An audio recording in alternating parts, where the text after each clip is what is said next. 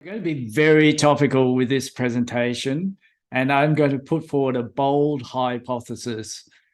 Could bitter herbs be the next weight loss craze? What on earth am I talking about?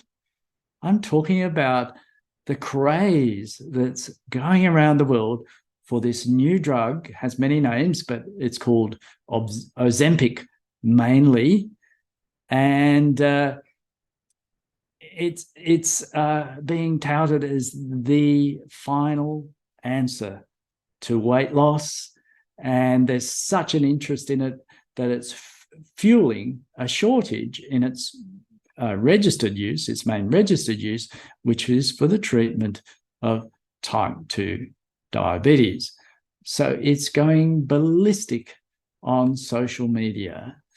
A social media frenzy, it's been described. TikTok and Instagram videos theorize, for example, that Kim Kardashian used this medication to lose weight in the outfit that she wore, the Marilyn Monroe dress, at the 2022 Met Gala. And celebrity Dr. Oz is spruiking it on his television show. And it can be quite phenomenal. People can lose up to 20% of their body weight with this new drug.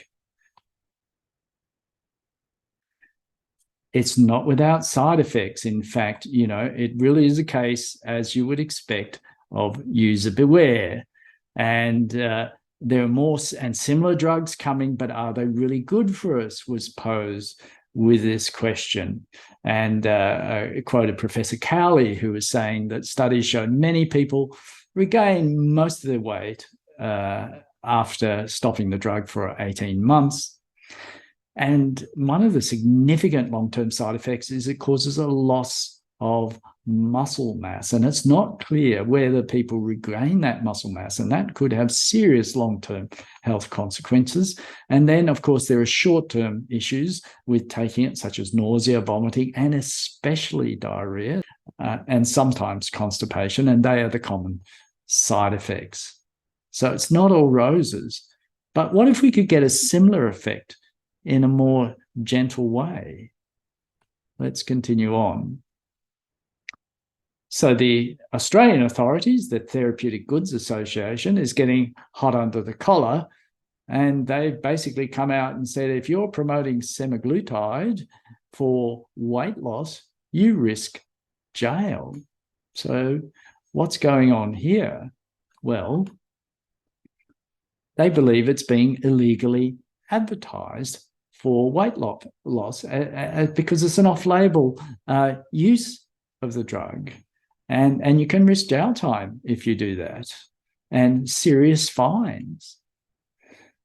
And that's because semaglutide, like in most countries of the world, is only approved for the treatment of type 2 diabetes. And because of the weight loss craze and possibly other supply chain factors, it has been in short supply. So the people who need it most for their health are not necessarily able to get it. And as mentioned, it's because of this social media influencers spruiking this medication. And for example, the hashtag Ozempic has racked up more than 300 million views on TikTok. So what is it? So if we're looking for a safe, gentle, natural alternative that won't nearly work as dramatically, but may exert still a significantly powerful effect over months or even years, we need to understand what's going on here. So what is semaglutide? Well, as mentioned, it's sold under brand names Ozempic. Wegovy is another one, for example. It's an anti-diabetic medication used for the treatment of type 2 diabetes for blood sugar control. But it does have this property of causing loss of body weight. And that's one reason why it's so good for type 2 diabetes. It was developed in 2012. What it is at the pharmacological level is it's a long-acting analog of a secretin peptide known as GLP-1, glucagon-like peptide. Now, if I've just spoken a foreign language to you, don't worry, I will explain what that means. But the thing about semaglutide is being a peptide, which is a short protein. If you took it orally, it would get broken down by your enzymes that digest proteins. So you have to take it by injection, and that's usually administered weekly. So as I mentioned, it's an incretin drug, an analog of the incretin GLP-1. So what are incretins? They're gut-derived factors that increase glucose-stimulated insulin secretion. So when you ingest something that's sweet, it activates certain receptors in your digestive tract, and they then release the secretins that then stimulate the pancreas to secrete more insulin. So they have a role in the immediate production of the presence of sugar in the gut. Presence in sugar in the bloodstream, of course, stimulates insulin. We know that, but that's a late event. So the body has designed this early recognition event to help it deal with the sugar by the use of these secretins that will recognize sugar is there in the gut, waiting to be absorbed, and it'll get the pancreas going right away with the insulin. And the term is a condensation of three words: intestinal secretion of insulin. The insulin's not coming from the intestine, so it's intestinal triggered secretion of insulin. There are two key incretin hormones, GLP-1, which is glucagon-like peptide 1, and that's what semaglutide mimics. And there's another one called gastric inhibitory polypeptide that hasn't been the subject of as much drug interest. So, as per the title of this brief presentation, the fascinating thing is that bitter herbs stimulate your own GLP-1. So rather than take a synthetic analog of the GLP-1 that's going to have side effects and probably not consolidate its benefits over time, once you stop, it reverses, you can do it all naturally by enhancing your own production of GLP-1. So as you can see, there are bitter components that in preclinical models and in mice have stimulated GLP-1, but of course we now have clinical studies that show that bitter herbs, in this case gentian, Gentiana lutea, can stimulate GLP-1. So several bitter herbs have shown this benefit. But let's start with the test tube research, because I've had an interest in this GLP-1 for some time, and I was interested to know, just at least in a test tube model, what particular herbs were good at stimulating GLP-1. Now, you know, I do have strong reservations about extrapolating from test tube research, so I will follow up with clinical research. But having said that, there are some instances where test tube research does have some relevance, where the herbal extract is, as such, can get into intimate contact with the target cells. So these target cells that stimulate GLP-1, the enteroendocrine cells, are lining the gut. And of course, the bitter herbs, if you ingest them, can get absolutely direct access to those target cells while the bitter herbs sitting in your gut. So this is an instance where the in vitro research is probably fairly relevant. And the research that I was involved in showed that feverfew, gentian, and wormwood all increase GLP-1 secretion in a dose-dependent manner. But interestingly, the most potent, at least in vitro, was feverfew, often underestimated herb and underestimated as a bitter. So that's what their research looked like from the test tube modeling.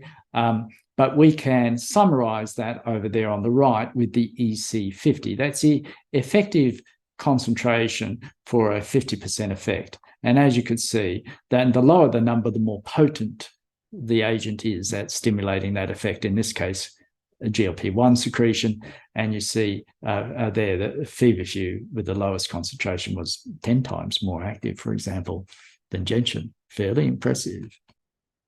So interesting, though, even though gentian was much weaker than feverfew, we have clinical evidence that it does cause a significant uptick in GLP-1 secretion post-meal. So this was a study where 20 healthy people consumed at breakfast either a pudding that was gentian enriched, that's EBIP, or a pudding, and in the black, or a control pudding that didn't have the gentian in it. So they were having their pudding for breakfast. And that's in the grey, the CP in the grey. So if we look at the graph, you could see that GLP-1 was significantly enhanced by gentian over a long period of time. Look, up to 3 hours after ingestion of the gentian. And if we look at the area under the curve, you can see there's at least around about a 25%, maybe more, overall increase in GLP-1 secretion from the gentian. Similarly, it found another study recently has found that antigraphis extract increased GLP-1 in people with pre-diabetes or metabolic syndrome. Now, one of the ways you can increase GLP-1 is by inhibiting the hormone that breaks it, the enzyme that breaks it down, and that's called DPP-4. But the antigraphis didn't do that, and that shows something true about all bitters, is they actually stimulate production. They didn't inhibit breakdown, they stimulated production. There's also this study that looked at hops, and they administered the hops either into the stomach or directly into the duodenum. And if you look at the top right-hand corner, there's where the arrow is, you can see that either gastric or duodenal introduction of the hops extract into men of healthy weight stimulated GLP-1, and also, which is a property of GLP-1 and why it helps with weight loss, it reduced energy intake. So gentian,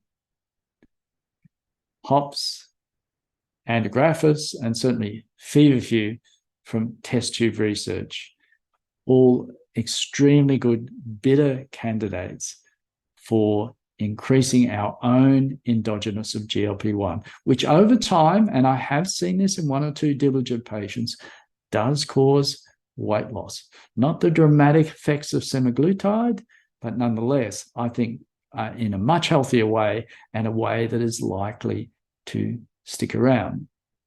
But GLP-1 is only part of the story about how bitters will help with weight loss, the mechanisms. Certainly, yes, if you look up the top, by the enteroendocrine cells, you get GLP-1 stimulated, but other hormones that also decrease appetite are stimulated, and those hormones that increase appetite are reduced.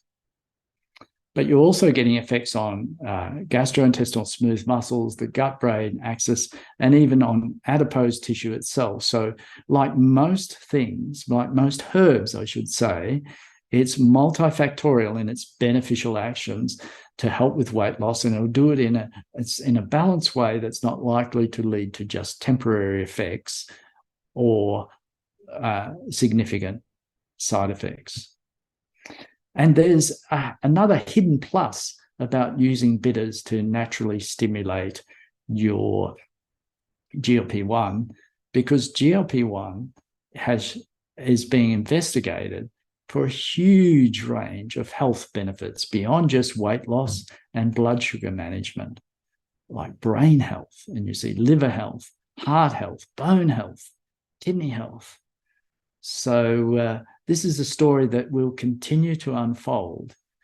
And I'm really pleased to say that we now have clinical evidence that bitters do, in fact, stimulate GLP-1 in a meaningful way, and therefore become, perhaps with less craze on TikTok or social media, but become a credible long-term strategy for people struggling to maintain a healthy body weight. Thank you.